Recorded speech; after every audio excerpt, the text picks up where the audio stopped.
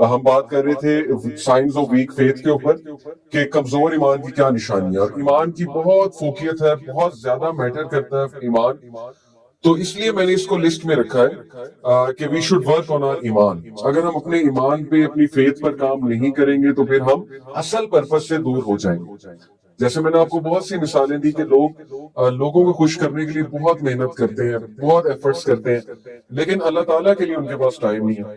جیسے ہم دوسروں کے لیے، دوستوں کے لیے گفٹس لینے کے لیے ایک ایک گھنٹہ مارکیٹ میں پھرتے ہیں، لیکن 5 نمازوں کو کل ملا کے 50 منٹ لگتے ہیں.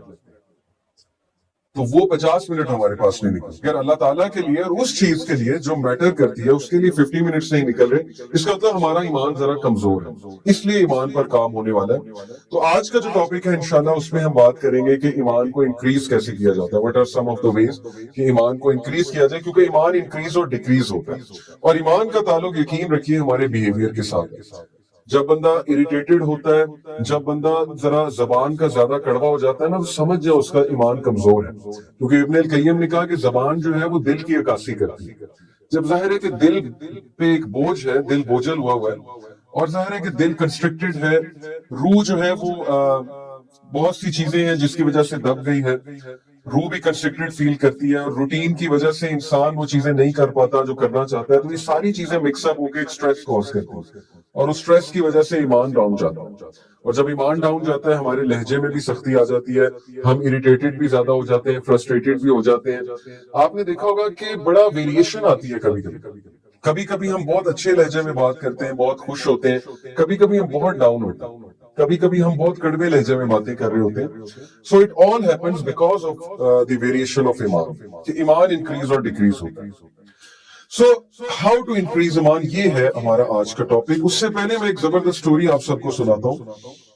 امام الزہری یہ سٹوری سناتے ہیں، اور یہ سٹوری گوز لائک دس کہ امام الزہری بیسیکلی ہی واز سلف میں سے تھے، اسلاف میں سے تھے، بزرگان میں سے تھے. تو انہوں نے ایک سٹوری ایک بندے کی نقل کی کہ there was a man who was very pious، بہت نیک آدمی تھا. ظاہر ہے کہ جب انسان اس طرف آتا ہے، دین کی طرف، نیکی کی طرف آتا ہے، تو جو بیڈ کمپنی ہے اس کو چھوڑنا پڑتا ہے. تو یہ انسان جو ہے کسی کے پاس اٹھتا بیٹھتا اتنا نہیں تھا، کیونکہ برائی بہت کامن تھی اس ٹاؤن میں. تو لوگ اس بات سے بڑا جیلس ہوتے تھے. لوگ کہتے تھے یہ اپنے آپ کو پتہ نہیں بہت ہی بڑا پرہیزگار سمجھتا ہے، بہت ہی کوئی نیک آدمی سمجھتا ہے. لوگوں نے ایک پورا پلاننگ کی، ایک پلاٹنگ کی اس کے خلاف کہ اس بندے کو ہم پھنسائیں گے، گناہ کروائیں گے اور رنگے ہاتھوں پکڑیں گے، اور پھر اس کو ہم ذلیل کریں گے. تو what they did was کہ they offered a woman, one of the most beautiful women of that town, and بہت پور تھی. they offered her کہ we will give you money, all you have to do is کہ تم اسے برائی کی طرف لے کر آؤ. پہلے تو تھوڑا ہیزیٹیٹ کیا اس نے، لیکن بعد میں جب پیسے انہوں نے بہت زیادہ آفر کیا تو she agreed. اب ہوا ایسے کہ she went to his home، اور وہ اکیلا رہتا تھا بندہ، ابھی اس کی شادی نہیں ہوئی تھی. تو she knocked at his door، اور جب انہوں نے دروازہ کھولا دیکھا کہ باہر عورت ہے تو نظریں جھکا لی. ظاہر he was a very pious man، اور انہوں نے کہا کہ آپ یہاں کیوں آئی ہیں؟ یہاں پر کوئی بھی نہیں ہے، نہ میرے پاس کچھ ہے دینے کو. she said کہ ایکچولی میں راستہ بھول گئی ہوں، رات کا وقت ہے، آپ پلیز مجھے اندر آنے دیں، کیونکہ سردی بھی باہر بہت ہے، اور اگر آپ نے مجھے اندر نہ آنے دیا تو میں کہاں جاؤں گا. he said کہ آپ پلیز نیبرز کو رابطہ کریں، یا اگلے نیبرز کو رابطہ کریں، میرے گھر میں جگہ بھی نہیں ہے، نہ ہی میں مناسب سمجھتا ہوں اس بات کو. اور یہ کہہ کے انہوں نے دروازہ بند کر دیا. خاتون جو ہے وہ بڑا حیران ہوئی کہ اس کا ایمان دیکھو، اس کی پائٹی دیکھو کہ he has straight forwardly said no. However, she came back again. انہوں نے پھر دروازہ نوک کیا، اور دروازہ نوک کر کے اس بار انہیں اللہ کا واسطہ دیا اور کہا کہ میں نیبرز کے پاس بھی ہو کر آئی ہوں، جھوٹ بولا، لیکن کسی نے دروازہ نہیں کھولا ہے، کسی نے مجھے جو ہے وہ اندر آنے کی اجازت نہیں دی ہے. تو کائنڈلی آپ نیک آدمی معلوم ہو رہے ہیں، آپ مجھے جو ہے یہاں اندر آنے دیں، ایک نائٹ سٹے کرنے دیں. پھر she said کہ اگر مجھے کچھ ہوا، اگر آپ نے مجھے اندر نہیں آنے دیا اور مجھے کچھ ہوا، یعنی میں راستہ بھول کے کہیں اور چلی گئی، وہاں پہ ظاہر ہے کہ کوئی حادثہ میرے ساتھ ہو گیا، تو پھر کیا ہوگا کہ میں قیامت والے دن اللہ کے سامنے آپ کو پوچھوں گا. اب وہ نیک آدمی تھا، جب اللہ کا واسطہ اس نے دیا تو پھر اس کی غیرت جاگی اور اس نے کہا چلے ٹھیک ہے آپ اندر آ جائیں. Then he showed her one of the rooms کہ آپ اس روم میں ہی بیٹھیں گے، اس کے علاوہ آپ نے کہیں اور نہیں جانا. You are not allowed to go anywhere، بس آپ یہاں بیٹھیں. What she noticed was کہ وہ آرام سے اسے روم میں بٹھا کر نیکسٹ روم میں چلا گیا اور وہاں جا کر اپنا کام کرتا رہا، جو بھی کر رہا تھا، قرآن پڑھ رہا تھا، عبادت کر رہا تھا اللہ کی whatsoever. And then what he noticed was کہ after a while the woman started to shout، چیخنے لگی، شاؤٹ کرنے لگی. اور یہ محلے والوں نے ہنٹ رکھا ہوا تھا کہ جیسی وومن شاؤٹ کرے گی تو وی ول بارج ان، ہم دروازہ کھول کر اندر آ جائیں گے، اینڈ دین وی ول سی، اس کو رنگے ہاتھوں ہم پکڑیں گے کہ he was trying to molest the woman, یہ مولسٹ کر رہا تھا وومن، اور that will be his end, کہ اس کی پارٹی، اس کی امیج، اس کی ریپوٹیشن سب ہم برباد کر دیں گے۔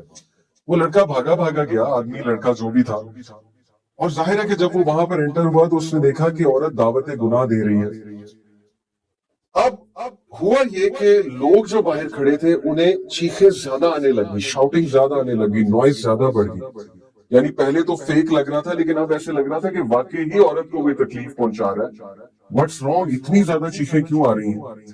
اور پھر لوگوں نے دروازہ توڑا، کیونکہ وہ اتنا وہ فورس ہو گیا دروازہ توڑنے پہ کہ پتہ نہیں کیا ہو گیا، یہ تو واقعی چیخیں مار رہی ہیں۔ دروازہ توڑا، دروازہ توڑ کر جب اندر انٹر ہوئے تو دے سو کہ عورت رو رہی ہے اونچی اونچی اور لٹرلی چیخیں مار رہی ہے، اور وہ اتنا حیران ہوئے کہ تم اتنا کیوں چلا رہی ہو، ہم نے تو بس تمہیں ایک ایکٹنگ کرنے کو کہا تھا، اتنا چلانے کی کیا بات ہے؟ شی سیڈ کہ بچا لو مجھے اس آدمی سے۔ دے سیڈ کیوں، کیا ہوا؟ شی سیڈ کہ اس آدمی کا ایمان مجھے برن کر دے گا، ہز ایمان ول برن می۔ اور دے سیڈ کیا مطلب، اس کا ایمان تمہیں کیسے برن کر دے گا؟ شی سیڈ کہ when I was trying to invite him، گناہ کی طرف دعوت دے رہی تھی، یہ بندہ میری طرف ایک سٹیپ جب اس نے لیا تو یہ رونے لگ گیا، یعنی ظاہر ہے کہ وہ بھی پھسل گیا، جب وہ ایک سٹیپ میری طرف لینے لگا تو یہ رونے لگ گیا۔ Then what he did was کہ یہ کونے سے ایک لیمپ لے کر آیا، آگ کا لیمپ، آگ جل رہی تھی، آگ کا لیمپ لے کر آیا، اس لیمپ کے اندر اپنا ہاتھ گھسا دیا اور اس کا ہاتھ جلنے لگا، اور جیسے جیسے یہ ایک سٹیپ آگے لیتا تھا یہ اپنے ہاتھ کو مزید آگ کے قریب کر دیتا، جیسے ایک سٹیپ اور آگے لیتا تھا یہ اپنے ہاتھ کو مزید آگ کے اندر کر دیتا، یہاں تک کہ اس کے ہاتھ کو آگ لگ گئی۔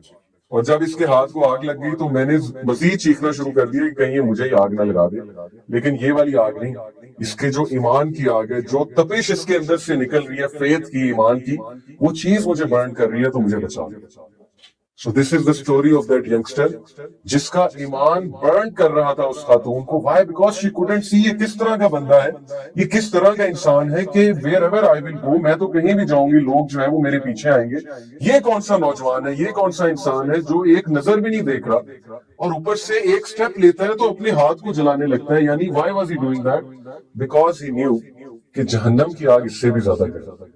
اگر میں گناہ کی طرف جاؤں گا، اگر میں نے کسی قسم کا غلط کام کیا تو پھر اللہ تعالیٰ کل کو اس سے بھی گرم آگ میں مجھے ڈالے گا۔